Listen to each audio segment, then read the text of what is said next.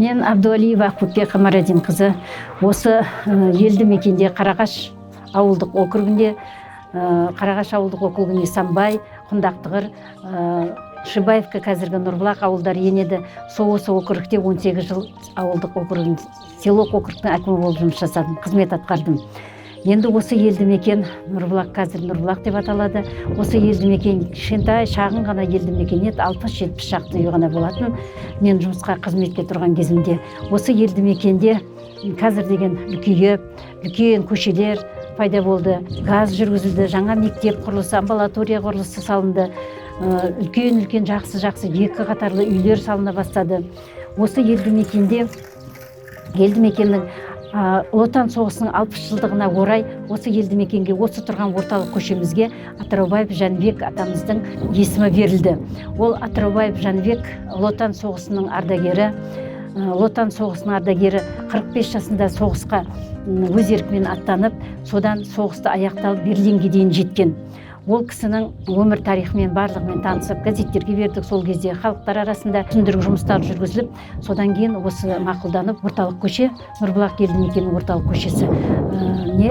көшесіне осы кісінің аты берілді. Енді бұл кісінің жұбайы сонау соғыс жылдары 1944 жылдары, қиын соғыс жылдары барлық Қазақстан, басқа да СНГ елді мекендеріне, әр жерлерден шешендерді, басқа да түрлі ұлттарды осы Сталиннің кезінде жаңағы жер аударып, қоныс аударып, осы елді мекенге де сол шешендер қоныс аударған болатын. Сол кезде осы елді мекенде, ол кезде аты Шибаевка деп аталады, осы елді мекендегі ең үлкен үй осы Атыраубаев Жәнібек атамыздың үйі болған екен.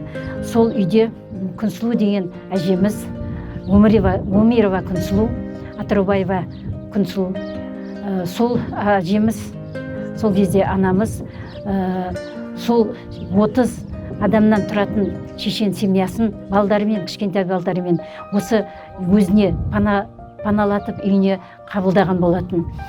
Ол кезде келген жаңағыдай, сонда енді қиыншылық кез ғой, қиыншылық заманда аналардың кішкентай емшектегі балдары бар, аналардың сүттері қашып кеткен, қиын жағдайда, ауыр жағдайда келген халықтар, осы елді Қазақстан халқы, осы Шибаевка елді мекенінің халқы, оларды жақсы қабылдап, құрмет көрсетіп, оларға қолдарындағы барын, өздері де қиыншылық кезде өмір сүріп жүрсе де, өздеріне де оңай болған жоқ. Соғыс жылдар білесіңдер, бар елді мекенде де оңай болған жоқ.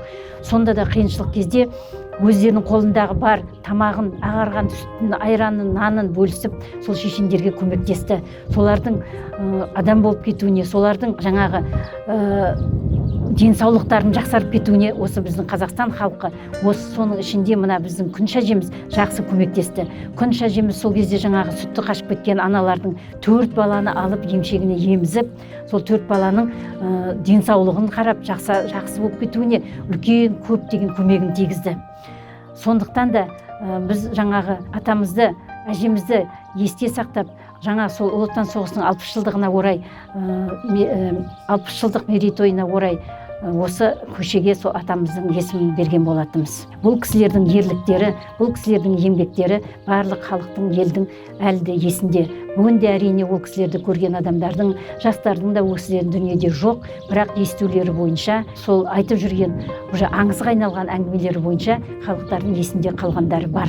Көп рахмет. Бәріңе құтты болсын. Мына көше Атыраубаев Жәнібек атаның көшесі болып саналады. Бізге мына асфальтпен, мына артымыздағы асфальт ұзын көше. Жәнібек Атыраубаев атамыз бұл кісілер 5 ағайынды болған. Соғыстың алдында келген осы мына біз Қарағаш ауылына. Тобанияз дейтін ағамыз көп айтып кетіп еді осы әңгіме туралы. Мына біздің осы Шибаевка елді мекеніне мына шешендерді көп әкелген. Жаңа мына соғыстың кезде неменен бұйрық, Сталиннің бұйрығыменен шешендерді алып келген. Сол кезде қазақтардың берген көмегі, сол апайдың, Күнсұлу апайдың, Жәнібектің несі, жолдасы Күнсұлу апайдың берген көмегі көп болған дейді. 3 баласын емізген дейді шешеннің. Сол өз балдары аштан өлуге жақындағанда адамдарды, шешен балдарды аман-есен алып қалған. Сондай жақсы адамдар болған. Сол кісінің атағына берілген көше, емшілік қасиеті де болған ол кісінің. бес ағайынды болған, соғыста Берлинге дейін жаяу барған, соғыс кезінде. Сөйтіп осы елде мекен еткен, өсіп өнген балдары бәрі. Мына көше соның атағына берілген көше. Мына енді кітап жазылып жатыр екен. Бәрі де құтты болсын. Мына ұрпақ өткен тарих ұрпаққа тәрбие ғой. Сол жастарымыз тәрбие алып, осы кісілерден үлгі алып, осы кісілердің өткен өмірін, жүрген жолы, істеген ісі, ұлағатты істері, адамға жасаған көмегі, шешен демей, орыс демей, бүкіл келген адамды бауырына басып, көмектесіп, адам қылып шығарған үшін ол кісілерге мың-да бір алғыс. Алла разы болсын. Өтіп жатқан жерлер жайлы, топырағы торқа болсын, иман жолдасы болсын. Артында қалған ұрпақтары өсіп өніп, халқымызға игілігін.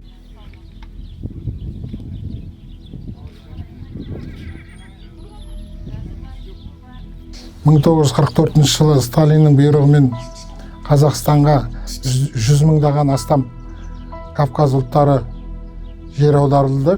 Соның ішінде мына Ақтөбе облысы Ключевой, бұрынғы Ключевой ауданы, Алға ауданы Шибаевка ауылына шешендер келген. Соның ішінде мына Күніш апамыз сол шешендердің 20 шақтысын үйіне алып кетіп, тәрбиелеп, соның ішінде мына емшектегі балдарды 3-4 баланы алып кетіп, өзін сүті қашып кеткен шешенің әйелдерінің балдарын өзінің сүтімен асырап өсірген.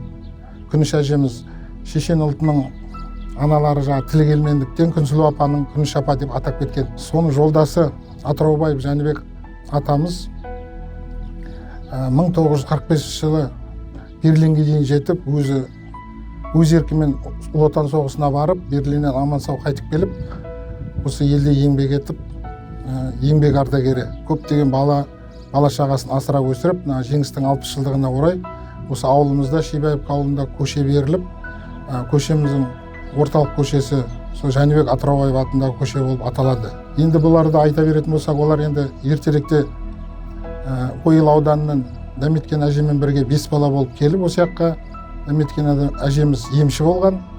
Бүкіл балдары Ұлы Отан соғысынан 5 баланың біреуі қайтпай қалған, 4 бала осы кезге дейін еңбек етіп, өздерінің еңбектерін сіңіріп, Қазақстанға бала тәрбиелеп өсірген. Осы көшенің аты берілген лайықты деп ойлаймын. Үлкендер де жаңа айтып кетті.